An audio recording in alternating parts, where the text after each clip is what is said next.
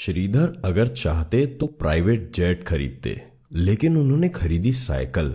वैसे भी अगर किसी की कुल संपत्ति 18,000 करोड़ रुपए की हो तो 300 करोड़ रुपए के प्राइवेट जेट विमान खरीदने पर ऑडिटर भी एतराज नहीं करेगा।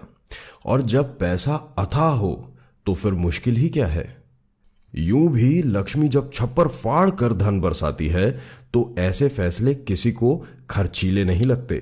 शायद इसीलिए एक खरबपति के लिए जेट विमान खरीदना ऐसा ही है जैसे किसी मैनेजर के लिए मारुति कार खरीदना। लेकिन जोहो कॉरपोरेशन के चेयरमैन श्रीधर वेम्बू पर लक्ष्मी के साथ साथ सरस्वती की भी मेहरबानी थी, इसीलिए उनके इरादे औरों से बिल्कुल अलग थे। प्राइवेट जेट खरीदना तो दूर, उन्होंने अपनी कंपनी बोर्ड के निर्देशकों से कहा अब कैलिफोर्निया से जोहो कॉरपोरेशन का मुख्यालय कहीं और ले जाना चाहते हैं। श्रीधर के इस विचार से कंपनी के अधिकारी हतप्रभ थे, क्योंकि सॉफ्टवेयर इंडस्ट्री के लिए कैलिफोर्निया के बे एरिया से मुफीद जगह दुनिया में और कोई है ही नहीं।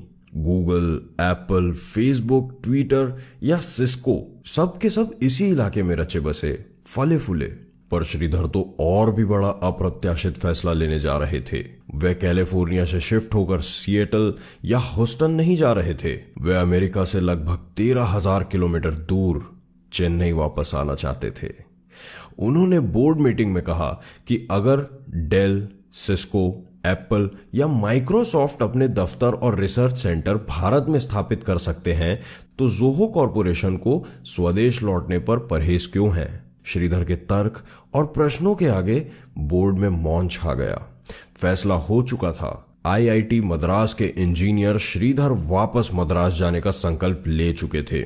उन्होंने कंपनी के नए मुख्यालय को तमिलनाडु के एक गांव जिला टेंगसी से स्थापित करने के लिए 4 एकड़ जमीन पहले से ही खरीद ली थी और ऐलान के मुताबिक अक्टूबर 2019 यानी ठीक 1 साल पहले श्रीधर ने टेंगसी जिले के मथला मपराई गांव में जोहो कॉरपोरेशन का ग्लोबल हेडक्वार्टर शुरू कर दिया।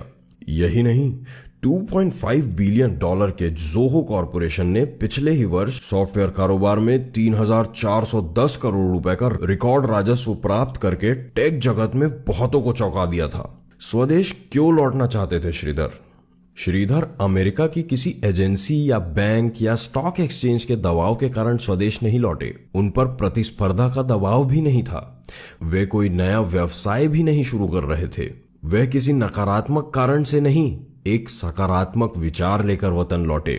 उन्होंने कई वर्ष पहले संकल्प लिया था कि अगर जोहो ने बिजनेस में कामयाबी पाई तो वो प्रॉफिट का एक बड़ा हिस्सा स्वदेश में निवेश करेंगे। कंपनी के मुनाफे को वे गांव के बच्चों की आधुनिक शिक्षा पर भी खर्च करेंगे। इसी इरादे से उन्होंने सबसे पहले मथलाम पराई गांव में बच्चों के लिए निशुल्क आधुनिक स्कूल खोले। कंप्यूटर टेक्नोलॉजी के जानकार श्रीधर गांव में ही जोहो विश्वविद्यालय भी बना रहे हैं, जहां भविष्य के सॉफ्टवेयर इंजीनियर तैयार होंगे। फोर्ब्स मैगजीन में दिए एक इंटरव्यू में श्रीधर बताए हैं कि टेक्नोलॉजी को अगर ग्रामीण इलाकों से जोड़ा जाए तो गांव से पलायन रोका जा सकता है। गांव में प्रतिभा है, काम करने की इच्छा है। अगर आधुनिक शिक्षा से हम बच्चों को जोड़ें तो एक बड़ा टैलेंट पूल हमें गांव से ही मिल जाएगा। इसीलिए मैं भी बच्चों की क्लास में जाता हूं, उन्हें पढ़ाता भी हूं। मेरी कोशिश गांव को सैटेलाइट से जोड़ने की है।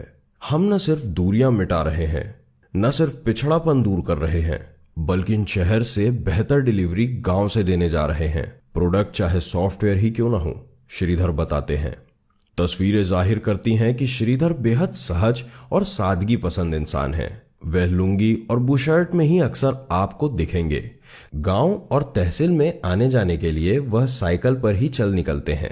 उनकी बातचीत से, हाव भाव से यह आभास नहीं होता है कि श्रीधर एक खरबपति सॉफ्टवेयर उद्योगपति हैं, जिन्होंने 9,000 से ज्यादा लोगों को रोजगार दिया है, जिसमें अधिकांश इंजीनियर हैं।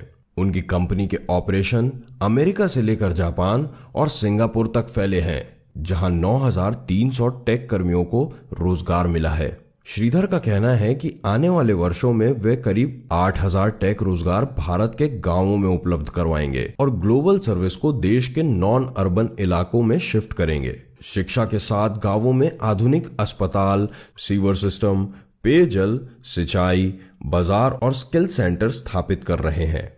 जननी जन्मभूमिश्च स्वर्गादपि गरीयसी।